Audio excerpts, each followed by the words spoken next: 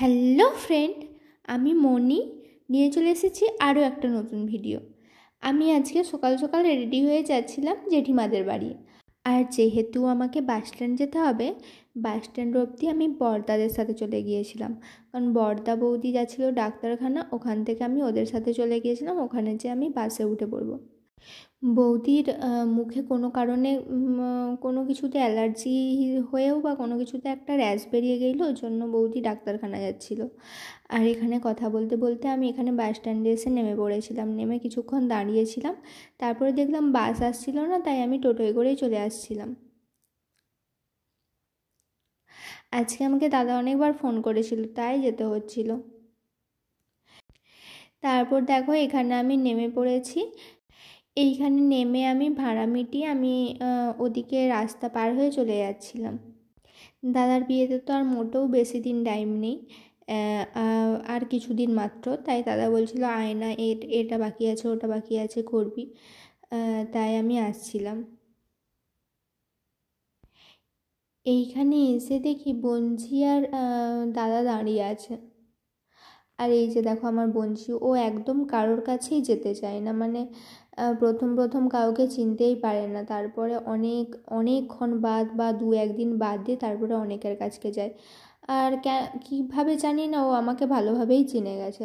তারপরে এখানে দেখো আয়না পেয়ে যেতে আয়নার সামনে আমি ভালোভাবে মানে ক্যামেরাটা ধরছিলাম, দেখছিলাম যে ভালোভাবেই ক্যামেরাটা আসছিলো। দিয়ে দাদাকে বললাম যে তোকেও তুলে নিয়েছি আমি ক্যামেরাতে, এবারে তোকেই আমি ভিডিওতে ছেড়ে দেবো। হাসছিল আর ভিডিওটা অফ করে দিল। আর ওর ফেসিয়াল করার পরে আমি নিজের ফেসিয়াল করে নিচ্ছিলাম। আর এই যে দেখো আমার মুখের অবস্থা। আমার বোনঝি পাশ থেকে বসে বসে বলছে, মাসিমণি তুমি ভূত সেজেছো? ভূত? আমি বলছি হ্যাঁ আমি ভূত সেজেছি। আর ও কিভাবে আমাকে দেখছে দেখবে, দাঁড়াও। আই দেখো, ও এইভাবে দেখে দেখে আমাকে বলছে, মাসিমণি তুমি ভূত সেজেছো? আর যতবার আমি দাদার ফেসিয়াল করছিলাম ততবারই বলছিল, তুমি মামুকে ভূত করে দিচ্ছ, তুমিও ভূত হবে, আমি ভূত দেখবো, এরকমভাবে বলছিল। তারপরে আমরা খাওয়া দাওয়া করে ঘুমিয়ে গিয়েছিলাম। আর বিকেলে উঠে আমরা যাচ্ছিলাম কসমেটিকের দোকান, মানে কিছু জিনিস কিনতে। আর এই যে দেখো ওনাকে এখানে সেই ঘুম থেকে উঠেছে বলে খুব মুড অফ। তারপর দেখো এখানে রেডি হয়ে আমি দাঁড়িয়েছিলাম, আর বঞ্চিকে দিদি খাওয়াচ্ছিল। খাওয়ানো হয়ে যেতেই আমরা সবাই মিলে বেরিয়ে গিয়েছিলাম যাওয়ার জন্য। আর এখানে ছিলাম আমি আর বঞ্চি, জেঠিমা আর দিদি। আমরা এই যে সবাই মিলে যাচ্ছিলাম জিনিস কিনতে। তারপর জেঠিমার কিছু জিনিস জেঠিমা বাড়িতে ফেলেই আসছিল, ওইগুলো আনতে গিয়েছিলো, আর আমরা ওখানে দাঁড়িয়েছিলাম জেঠিমার জন্য।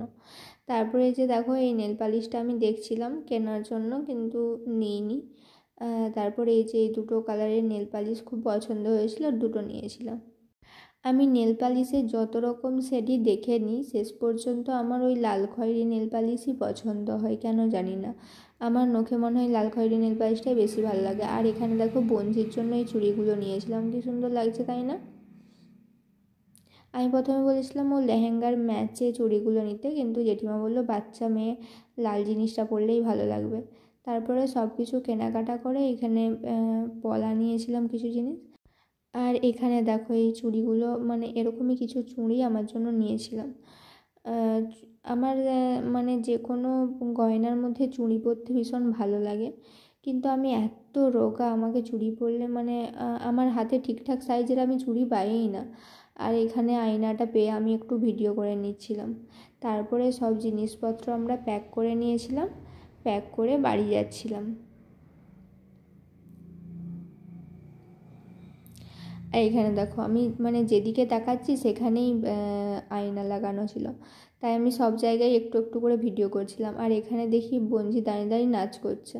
ঠিক নাচ নয়, কিন্তু কি করছে আমি নিজেও জানি না। তারপরে এই যে দেখো হাঁটি হাঁটি পা পা করে আমরা বাড়ি চলে যাচ্ছিলাম।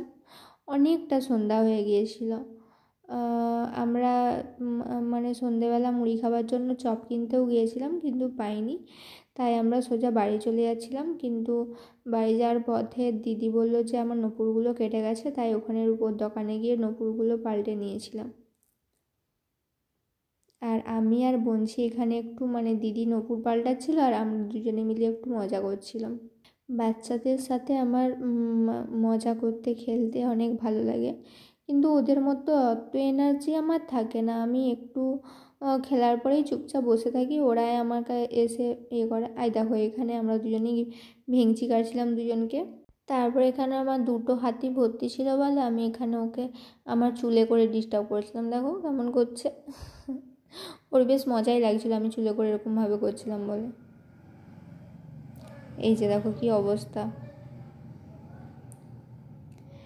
তারপরে এখানে আমরা বেরিয়ে পড়েছিলাম দোকান থেকে। আর এখানে ওর মায়ের কোলেই ছিল, কারণ ও বাইরে গেলে কারোর কাছকে যায় না, ও শুধু ওর মায়ের সাথেই থাকে। এমনিতে খুব পাকা বুড়ি, কথার সাথে কেউ পারবে না। কথার কথা বলতে মনে পড়লো যে এরকম পাকা পাকা কথা আরেকজনও বলে, আমারই পরিচিত, আমার বন্ধুর বোনঝি হয়, মানে একদম পাকা বুড়ি। একদিন ফোন করেছিল, ফোন করে কথা বলতে বলতে বলছে, আমি তো তোর ভিডিও দেখি, আমি আমার মায়ের ফোনে তোর ভিডিও দেখি। আমি আমার বন্ধুকে বললাম, দেখি কিছু শিখ, তুই আমার বন্ধু হয়ে আমার ভিডিওতে লাইক দিস না, আর ওই অতটুকু বাচ্চা মেয়ে আমার ভিডিও দেখে। আমি ভাবলাম যে আমারও আবার নতুন ফলোয়ার্স হলো, এত ভালো ফলোয়ার্স, মানে আমার ভিডিও দেখে। আমি যখন তাকে বললাম তুমি আমাকে তোমার বাড়ি নিয়ে যাবে, সে বলছে হ্যাঁ, আমার বাড়ি তো মধ্যদ্বার পেরোলেই, তুই যাবি আমাদের বাড়ি। তারপরে কথা বলতে বলতে বাড়ি চলে এলাম। আর এখানে দেখো আমার দাদা রান্না করছিলাম, মানে দাদা দেখিয়ে দিচ্ছিলো জেঠিমা রান্না করছিল। আজকের মতো এই পর্যন্ত গাইস, পরের ভিডিওতে আবার দেখা হবে। টাটা, রাধে রাধে।